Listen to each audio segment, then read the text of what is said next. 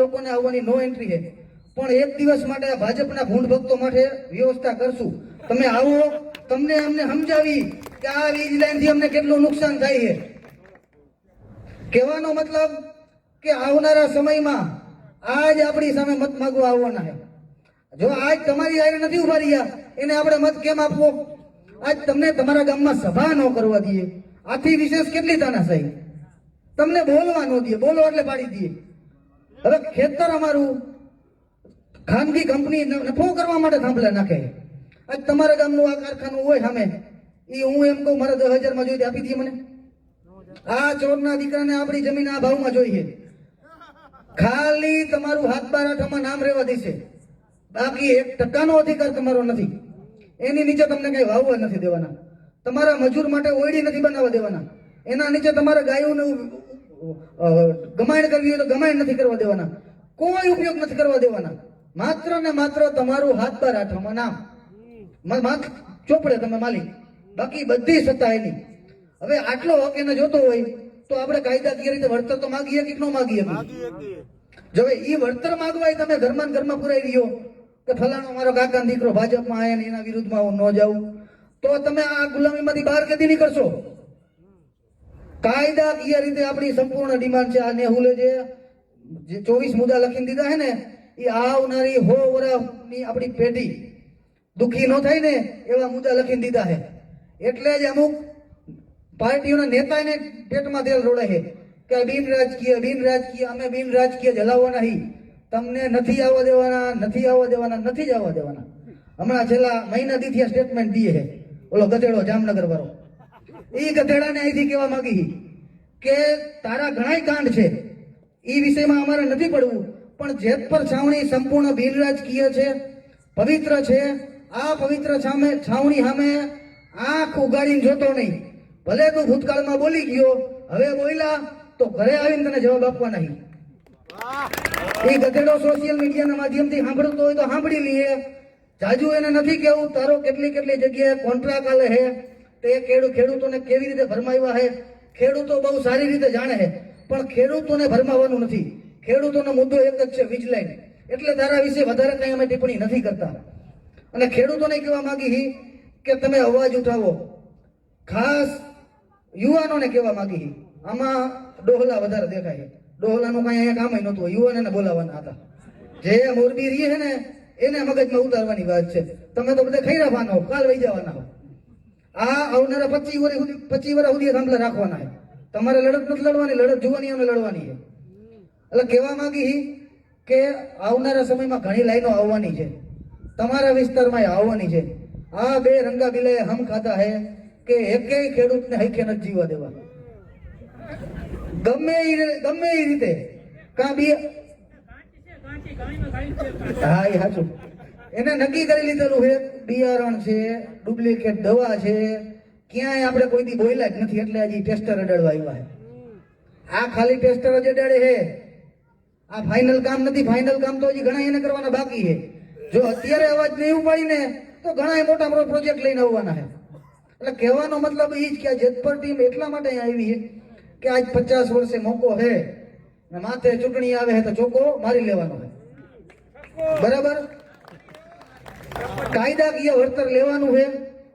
અને એથી વિશેષ વાત કરવી છે કે છેલ્લા મહિના દિવસથી હમણાં કલેક્ટર સાહેબ ગામડે દોડે છે.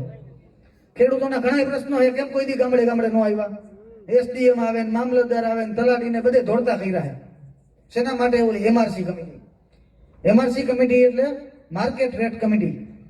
હવે જમીન આપણી અને એ ચોરના દીકરાઓ આપણી જમીનની કિંમત કરે.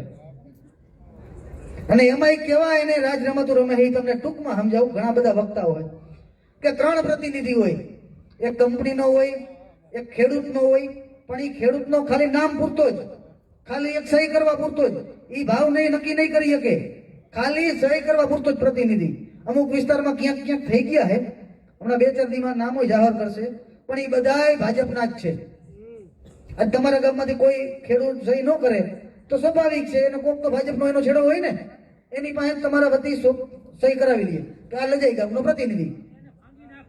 હા બસ, એ તમારી ગામને ધ્યાન દેવાનું. અને અમે તો અહીંથી ઓફર કરી, ચેલેન્જ કરી તાકાત હોય તો એકવાર જેતપુર ગામમાં આવીને એમઆરસી કમિટી રચી બતાવો. તાકાત હોય તો એકવાર જેતપુર ગામમાં આવો અને એમઆરસી કમિટી રચો. અમારા ગામમાં એક ઘણી બધી ભાંગફોડની તૈયારી ચાલુ જ છે, પણ એના એકેય પ્રયત્નમાં એ લોકો સફળ નથી જતા. હવે ત્રીજો પ્રતિનિધિ હોય સરકારનો, 3 પ્રતિનિધિ હોય, એક ખાનગી કંપનીનો, એક ખેડૂતનો અને એક સરકારનો. આ 3 પ્રતિનિધિ તમારા વિસ્તારમાં આવશે અને ભાવ નક્કી કરીને સરકારને કહી દેશે કે આ ભાવ છે માર્કેટ વેલ્યુ.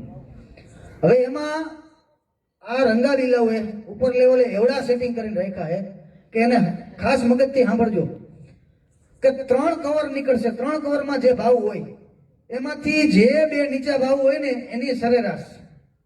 ઊંચો ભાવ કેમ નહીં? માનો કે કંપનીનો ભાવ 100 રૂપિયા હોય, બીજો 120 રૂપિયા હોય અને ખેડૂતનો 200 રૂપિયા હોય, તો ત્રીજું કવર તો ખુલવાનું જ નથી. એના વિશેનું એક નાટક અમારી બહેનોએ રજૂ કર્યું છે. આજે જ અમે અમારી યુટ્યુબ ચેનલમાં સોશિયલ મીડિયામાં બધે રજૂ કર્યું છે. 10 મિનિટનું છે નાનું નાટક, એકવાર સાંભળજો. એટલે આ ખેડૂતની સરકાર કહે ને જીતુભાઈ વાઘાણી, ખેડૂતના હિતની સરકાર, ખેડૂતના હિતની સરકાર. એમાં કેટલું ખેડૂતનું હિત છે ને એ નાટકમાં તમને સમજાઈ જશે. એ 3 પ્રતિનિધિઓમાં એને નીચો ગુણાંક, નીચી સરેરાશ એ ખેડૂતને આપવા માંગે છે. અમે કહેવા માંગી કે તમે તમારા ખેતરમાં કપા વાવ્યો હોય અને તમે માર્કેટિંગ યાર્ડમાં વેચવા જાઓ તો શું ભાવે વેચો? કોઈક 1200 રૂપિયા વેપારી ભાવ કરે, કોઈક 1400 કરે, કોઈક 1600 કરે. તો તમે 1200 રૂપિયા વેચશો ને? 1600 માં વેચશો. આ ચોરના દીકરાને નીચા ભાવમાં જોઈએ. આજ આપણી માલિકીની જગ્યા છે, એનો ભાવ આપણે ન કરી ખાનગી કંપની અને સરકાર પ્રશાસન કરે એમાંય નીચો ભાવ જોઈએ એને. એટલે આ એમઆરસી કમિટી માન્ય નથી. પરિપત્ર તો માન્ય નથી, પણ આ એમઆરસી કમિટીએ આ ગુજરાતના ખેડૂતોને માન્ય નથી. આવનારા સમયમાં ખેડૂતને હિતનો પરિપત્ર રજૂ કરો. ખેડૂતનું જેમાં હિત હોય એવા પરિપત્રો રજૂ કરો. આ કંપની લક્ષી પરિપત્ર કેન્સલ કરો. અને બીજું એક ખેડૂતોને કહેવાનું છે કે આવનારા સમયમાં હજી તમારા ગામમાં જો વીજ લાઈન આવતી હોય તો અહીંયા પ્રતિનિધિઓ નીમવા આવશે. અને જે વિસ્તારોમાં વીજ લાઈન આવે છે અહીંયા કડે પ્રતિનિધિ નીમવા માટે આવશે. તો ખેડૂતોને એટલું જ કહેવાનું છે કે જાગૃત રહેજો, કોઈ લોભ લાલચ પ્રલોભનમાં આવતા નહીં. આ સરકાર આપને છેતરીને સંપૂર્ણ દેશની ખેતીને તોડી પાડવા માંગે છે. વાતો કરે છે ખેતી પ્રધાન દેશની. 1% નિર્ણય આ સરકારનો ખેતી વિષયક નથી. ખેડૂતના હિતમાં 1% નિર્ણય નથી લેતી. માત્ર ને માત્ર ખાનગી કંપનીને. તમે જોતા હોય તો આ એરપોર્ટ અદાણીને વેચી માર્યું, પછી આ બંદરે જાય તો અહીંયા પોર્ટ અદાણીને વેચી માર્યું, પાતાળમાં કોલસા અદાણીને વેચી માર્યા, વીજળી અદાણીને વેચી મારી. જે જોવું હોય બધું અદાણીને વેચી માર્યું હોય. અને હજી બાકી રહી જાય એ તો હમણાં તમારા ગામના જે ભાઈ કહેતા હતા આ સ્માર્ટ મીટર, એ સ્માર્ટ મીટરનું મગજમાંથી કાઢી નાખજો. ગુજરાતના ખેડૂત જાગી ગયા છે. એકેય તમારી સ્માર્ટ યોજના નથી જોતી. ખેડૂતને ઉલ્લુ બનાવવાની તમારી એકેય યોજના હવે પાર નહીં પડે. હવે કાંઠાની નાડી વાળો ખેડૂત નથી, હવે જીન્સ પાટલું વાળો ખેડૂત છે. શું તમારી એકેય લોભ લાલચમાં નથી આવવાનું થતું? જાજી વાત નથી કરવી. ઘણા બધા વક્તા છે. જય જવાન, આભાર.